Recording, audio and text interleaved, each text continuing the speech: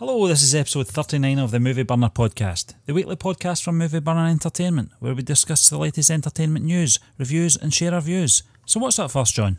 First, this week, Stephen, we have Ant-Man and the Wasp buzzing its way to a $76 million opening in the United States and $161 million globally. I think we all expected it to do quite well. I think I says it would be the forgotten child of 2018. Compared to the other two films, it might still be, but it's a very, very rich forgotten child, let's be honest. Yeah, John, I just laughed at when you said globally there, because certainly it's not involving us here in the UK. We do know about sort of end credit scenes and all that. Couldn't help ourselves. I'm not waiting a month to find this out. So anyone that doesn't want to know these spoilers, then fast forward this show, or don't listen to it till you've seen the film. You can come back to this episode in a month's time, thanks to the World Cup. But I'm not bitter. No, listen, John, this is no surprise, this result. And that's certainly what it is a result for Marvel here, for this franchise and this film, this character, Ant-Man. Said it time and time again, one of my favourite Marvel characters. And I had a feeling this was going to be doing well in its opening week, domestically in the US obviously and worldwide, but it's certainly a film that I am looking forward to seeing. If you'd asked me perhaps at the start of the year what would be the film I'd be looking forward to out with Infinity War, it certainly would have been Ant-Man and the Wasp. It wasn't so much I wasn't looking forward to Black Panther, but I thoroughly enjoyed that film too. I liked his introduction in Civil War, which kind of, I think, gave that film a lot of success for the anticipation of that film's release. But this sequel to the original Ant-Man film is the one I personally am looking forward to seeing.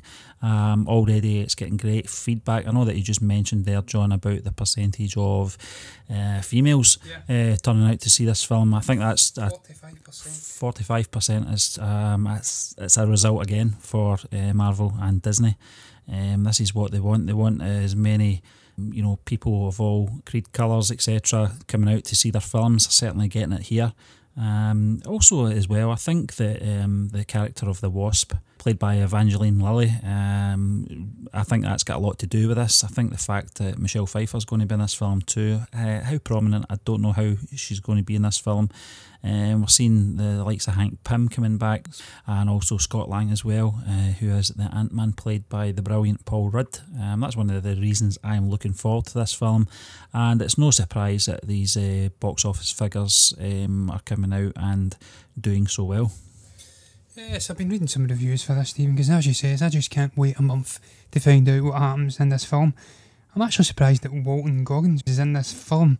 Apparently he plays a fairly predictable, smarmy, southern black market tech dealer who's trying to nab Pym's technology.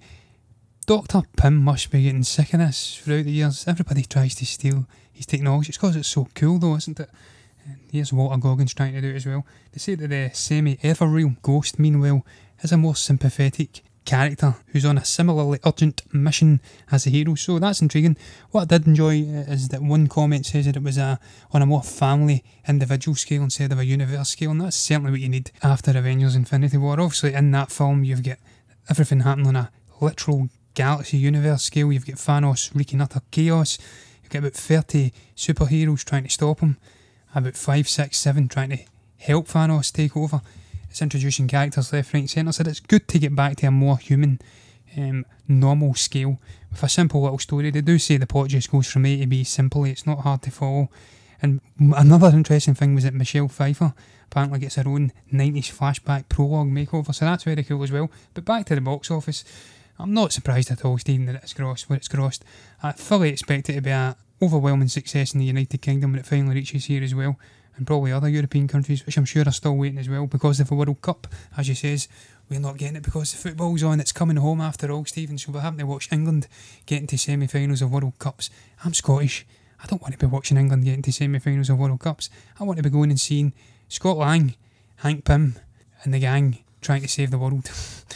And also it's showing us how it all interconnects into Avengers 4. And certainly, as you said, we did read about the end credit scenes as well, Stephen. Very, very, very intriguing.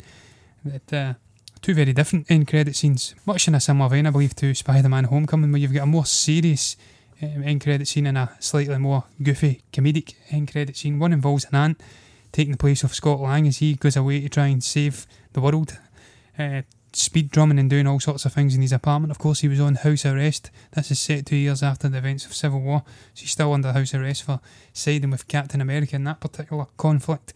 The first one, though, we read it and it's obviously taking place in the quantum realm. We've much speculated what the quantum realm was going to involve and what it would mean for Avengers 4. And certainly, I think we'll be right, Stephen, it's got big implications. Scott Lang is in trying to collect some energy thing that can heal. Much of the speculation is saying this is going to have a big part to play in Avengers 4 because apparently they're thinking Captain America's tipped off Scott Lang, and that they were watching the events of the attack in New York and they were off trying to gather this thing in the quantum realm. But in the midst of him doing it, Wasp, Hank Pym and the original Wasp played by Michelle Pfeiffer, I think they all get dusted and he's stuck in there, and they're saying the implications are that he could find a back door out of the quantum realm and maybe stumble into Captain Marvel, or indeed she could be residing in the quantum realm and come and save him, and this is how it's all going to interconnect. Very, very intriguing. Loved what they do with the end credit scenes. Thoroughly enjoyed what they did with Thor Ragnarok, the way it blended in, what they did with Black Panther. I just love end credit scenes now. It's got to the stage you expect it in every film, and I can't not wait to see this film when it comes out in the cinema. This was one of the things, John, that puzzled me about the character of Captain Marvel. This all-powerful being, but very similar to the character of Superman. Very difficult to defeat, very powerful, universally, and it made me wonder where she's been throughout the whole Marvel experience, from the first film Iron Man right through. This would explain a lot. She's been in this other dimension, if you like. And I've got to say, sometimes when I read spoilers, I'm somewhat let down by them and very disappointed, and sometimes feel it's anticlimactic. When I read this, I'm very excited. It's just made me more excited to see this film now. Although I know what's going to happen now in those end credit scenes, it doesn't bother me so much. Normally I do stay away from these spoilers, but I'm glad I read that, because as well as we've got to wait another month to see this movie anyway, it's certainly not going to spoil my enjoyment of the film overall, and I just can't wait to see it now. Yeah, and just one other thing I'll add, Stephen, is that I do think Kevin Feige and Peyton Reed have played a blinder by putting that connection to Avengers Infinity War in the end credit scene. It's not weighing heavily on the story of Ant-Man and the Wasp, which apparently takes place prior to the attack on New York and Thanos arriving on Earth. So that means that story gets its own space to breathe. You've got a more human scale story with two very human sized villains in the Walter Goggins one and the Ghost one, doing their thing, very human scale, very puny compared to Thanos. More relaxed, laid back, enjoyable, light-hearted story, and then at the end we get the interconnection with Avengers Infinity War, which is just perfect.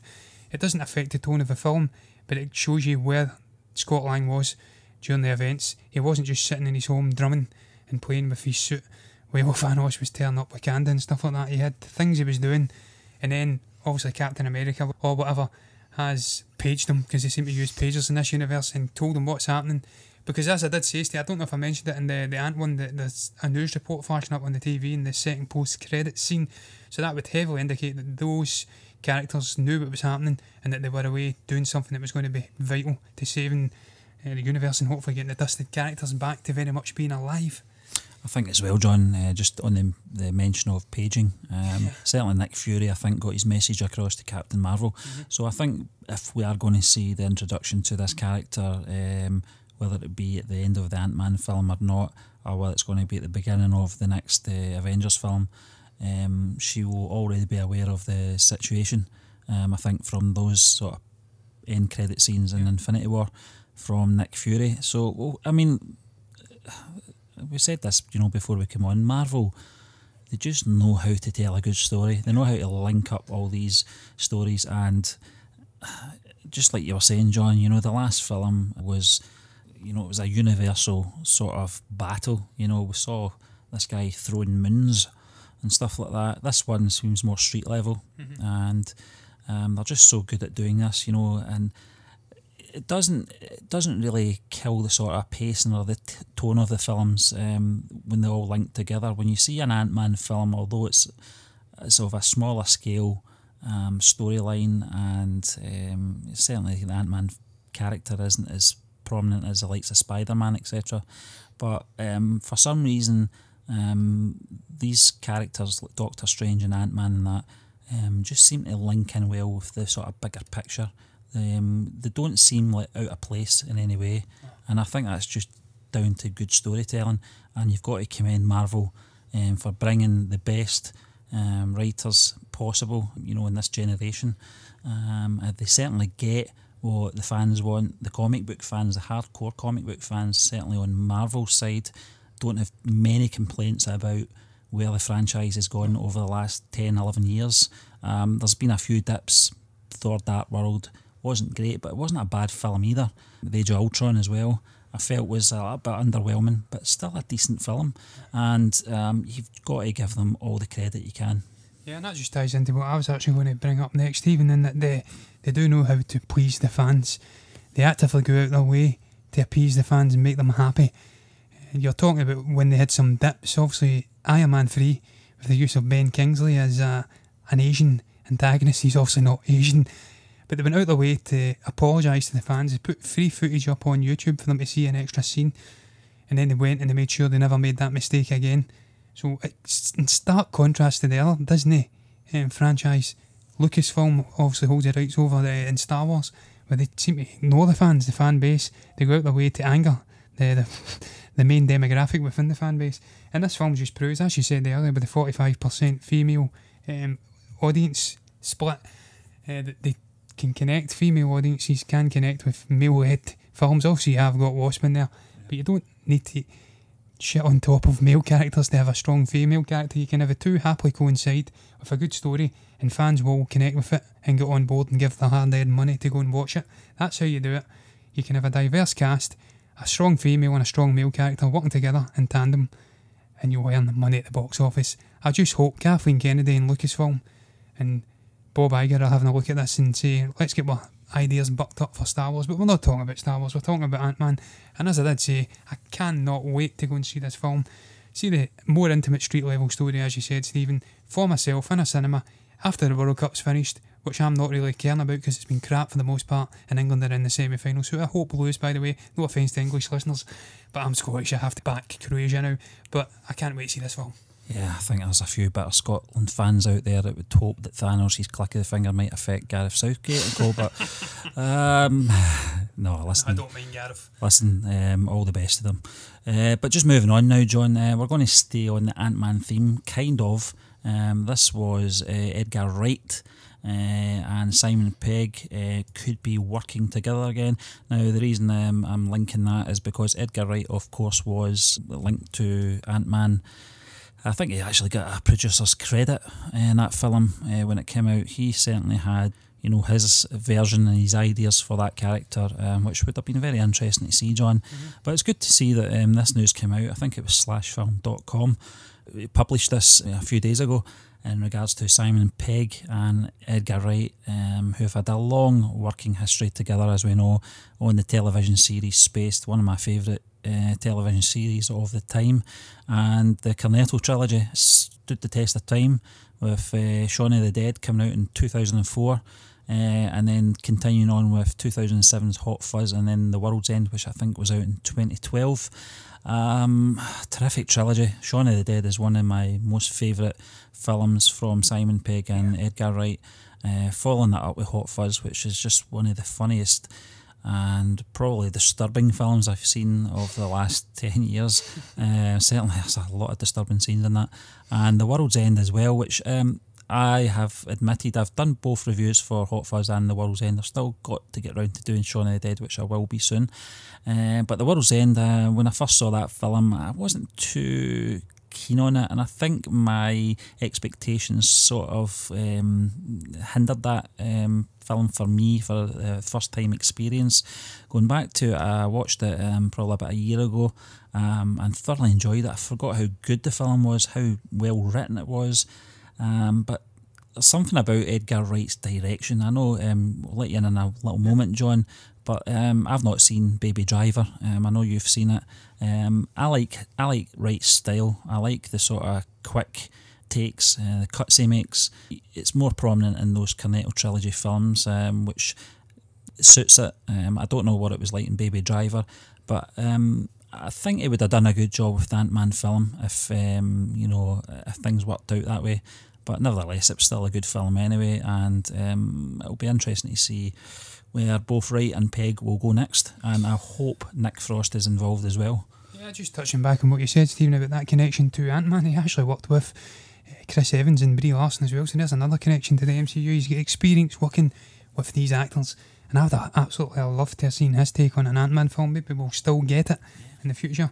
Guy's just got a unique style. I don't know what it is about him. His visuals and everything, the way he utilises music, is just incredible.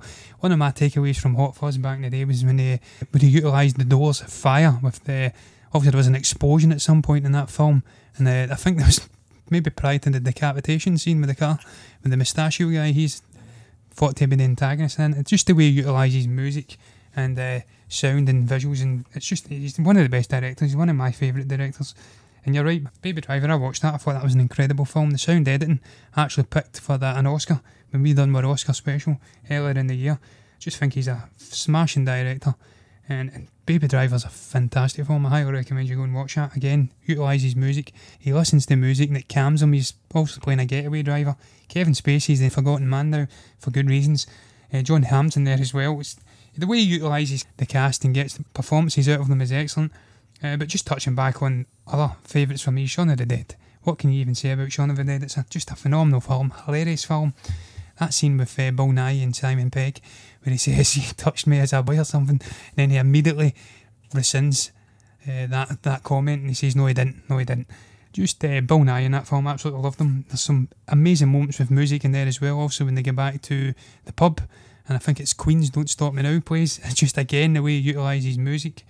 There's something about his style, it's absolutely amazing. You're right with the fast cuts, and I cannot wait to see what they've got in store in the future. We were discussing it before we came on, Stephen, and I did say that there's an amazing video on YouTube of Edgar Wright and Simon Pegg, and it showcases the way they come together with their minds and storyboard things and come up with ideas.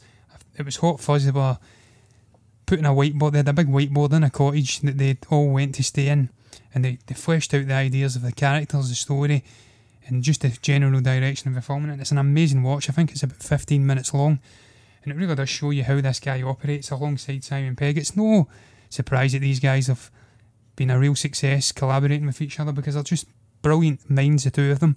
I was even talking to you about Simon Pegg, the way he wrote Star Trek Beyond. That got a mixed reaction, but I thought it was the most Star Trek of all the new Star Trek films. He's a fantastic writer. Edgar Wright's a fantastic writer, and when the two of them come together, they just work absolute magic. The Cornetto trilogy, incredible ensemble of films. World's End's another fantastic film, the way they utilise crazy scenes. You've got zombies attacking with baseball bats in Shaun of the Dead, and the World's End you've got that mental alien scene in the pub's toilet, where there's heads getting ripped off and everything. I can't wait to see what they've got. I'm giving it on here, Stephen, but I really cannot wait to see these two working together again. And also Nick Frost coming in too, because those three together are just magic, and I can't wait to hear more about what's going to come out with this. They did say that it might not be in the near future, but when the three of them have all got free diaries and they can make it happen, they'll all get together and have another film out. So who knows, the Cornetto trilogy may become a 4-film series, Stephen. A quadrilogy, yeah. Could have a quadrilogy. Yeah, I was just going to say, John, I think they certainly are the Holy Trinity when it comes to these type of films, because I know that Simon Pegg and Nick Frost did that film Paul, the alien one, and there was no involvement from Edgar Wright, and it showed. And that's no, that's not anything against Pegg and Frost as a writing team or anything like that. For some reason, it didn't have the same feel to it. Obviously, it's a different director, it's not going to have the same feel to it anyway. That film as well, How to Lose Friends and Alien People, that was from about 10 years ago. It was an okay film. I did think at the time that Pegg might have been losing his touch a little. I was wrong, obviously, because we came back with A World's End in 2012 anyway, which was a terrific way to sort of tie up that trilogy at the time. But I'm looking forward to seeing what happens. I'm just keep my fingers crossed that something will come out of this, and I'm pretty sure that it will have the same sort of recipe of success. Yeah, and also, Stephen, one final thing I'll say is he also played a part in Grindhouse as well.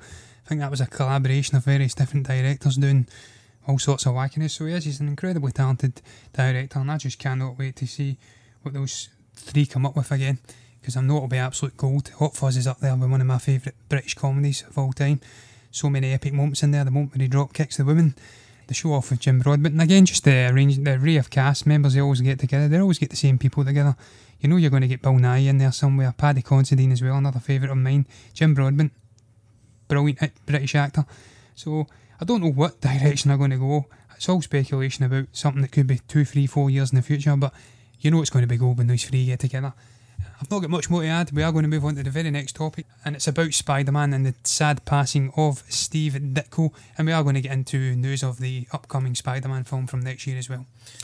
Yeah, John, this came in on various platforms over the last few days of the sad passing of Steve Ditko, who was co-creator of Spider-Man and characters like Doctor Strange. You know, I was just looking at his biography, and his involvement in the more latter Spider-Man films, the Tobey Maguire ones and the Andrew Garfield ones. It's a very sad time, obviously, for the comic book world. You know, I've got to be honest, you know, I knew the name, but I didn't really know who the person was. I knew that he had, you know, had such a involvement in probably one of my most favourite Marvel characters in Spider-Man, and it's just sad to see, you know, he was 90, you know, when he passed away on the 29th of June in New York City, and, you know, it's a sad time, and obviously our thoughts and prayers go out to his family. Yeah, I share and echo many of those sentiments, Stephen. Spider-Man has and always will be my favourite Marvel character. I've always had a love for that character over the years. I mind playing the computer games back in my younger days in the early 2000s. And as you say, worked with Tobey Maguire, and I still firmly believe that the Spider-Man 2 is the best Spider-Man film ever made. I'm sure Tom Holland will top it at some point, because I think he actually has a better Spider-Man than Tobey Maguire, but that film as a whole just has a bit of magic about it. It's the Spider-Man equivalent of Empire Strikes Back for me. I've not got more to add to it. It's tragic that the chap's passed away. He's also had a part to play in one of the most iconic comic book characters of all time, and obviously Doctor Strange as well, who's another one of my fun favourites now since the release of Doctor Strange from a couple of years ago. His impact will be long lasting though. He's not going to be forgotten or anything like that. He's massively influential in the comic book world and also the MCU now, so sad tidings. It's actually interesting, John. You know, there's something I didn't know. I know that Stan Lee obviously was a part co-creator of the Spider-Man character, but I didn't know that there was a long-running feud between Ditko and Lee, because he believed that Stan Lee was claiming to be sole creator of Spider-Man. Thankfully, they did patch things up, obviously, before his sad passing, but it's one thing I never really got from Stan Lee, that he was claiming that he was the sole creator. It's certainly not in the same sort of sense as Bob Kane with the creation of Batman for many years. You know, we were led to believe, whether or not it was Bob Kane that misdirected us all or what. But that was always the case when you saw it coming up in like the sort of cinematic releases. Batman created by Bob Kane. In this sense, I don't think I've ever seen Stan Lee come across as being the sole creator of Spider-Man. But nevertheless, I'm glad to see that both chaps did patch things up. I hate when that kind of thing happens and one or more of them pass away, leaving things unresolved. Yeah, I think the Batman chap you're talking about, Steve, was Bill Finger. He came from obscurity to also getting recognition. That's when you were talking about that there, and that's the first thing that came to my mind about the Batman feud between the creators. It's sad that people can't just give other people credit when they've clearly had a part to play in fleshing out a character, but that's just life. But we're going to briefly touch upon the upcoming Spider-Man Far From Home as well.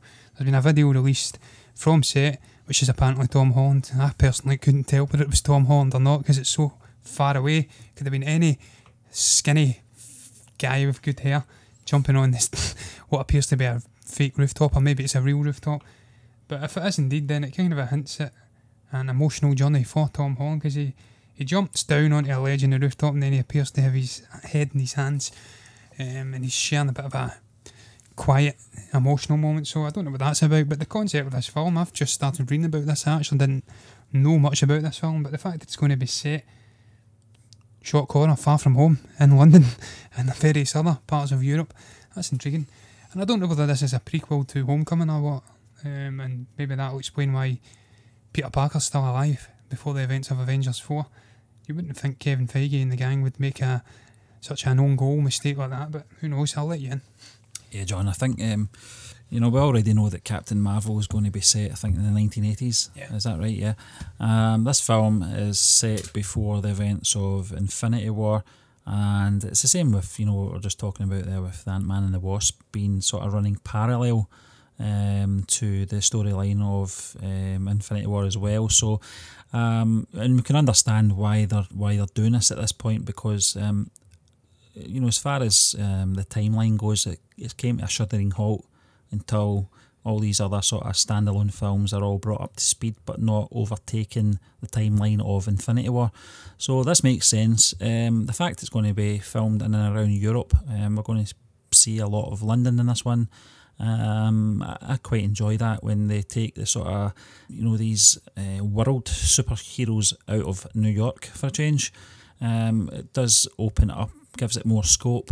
We saw hints of that in Infinity War when some of our favourite characters were in Edinburgh, our capital, and it was very surreal for people like ourselves to see, our cities, in our country, appearing in these big films, and it'll be good to see the character of Spider-Man in England's capital as well.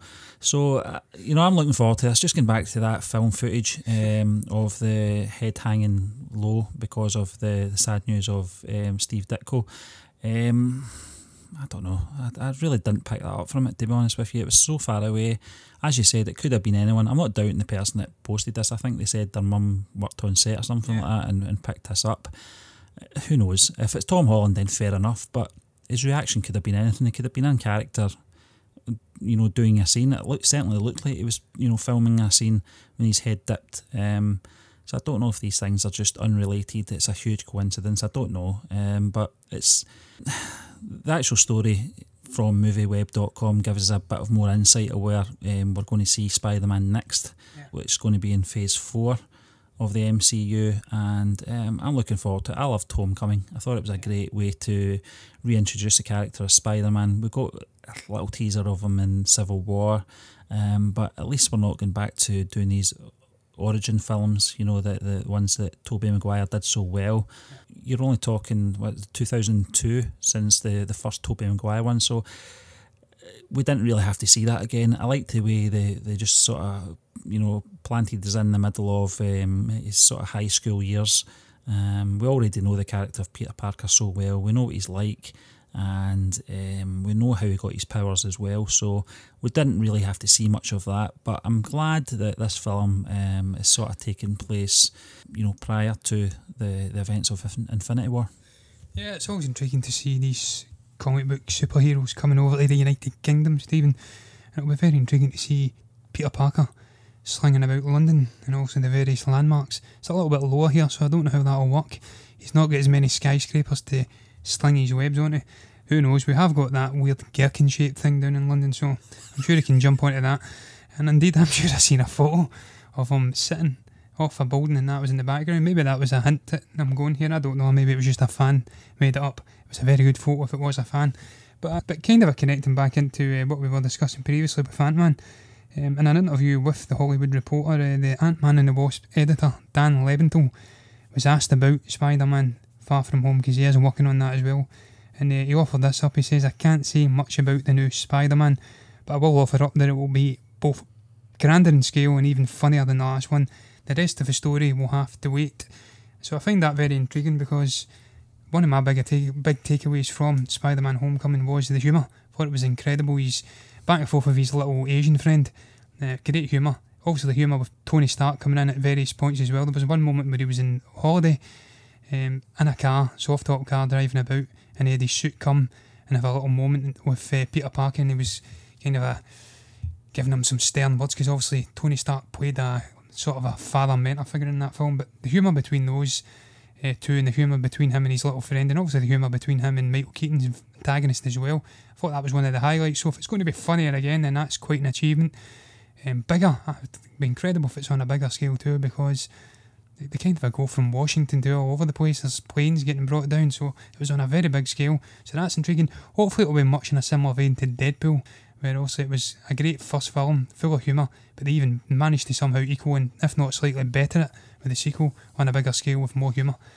And no, I don't know who the antagonist is going to be at this moment, but obviously with the end credit scenes in Spider-Man Homecoming, we get a heavy hint that Michael Keaton's Vulture character has got a role to play in Spidey's future. So I don't know where it's going, but I tell you what, you did mention that it's set prior to Avengers 4. I was reading that article from MovieWeb, and they seem to suggest that it's set directly after. I don't think it is though, because Kevin Feige, I think, came out maybe a week back and he heavily hinted that it was going to be before. He just knew it was set in the summer, but he wasn't telling us when, but he heavily hinted that it would be before. Yeah, I mean, this article did confuse me, John, as well. When I read it, I went, am I talking nonsense? Because I'm pretty sure Kevin Feige said something different, but you're totally right. I'm glad to see that Michael Keaton's Vulture will somehow be pulled back into the mix, John.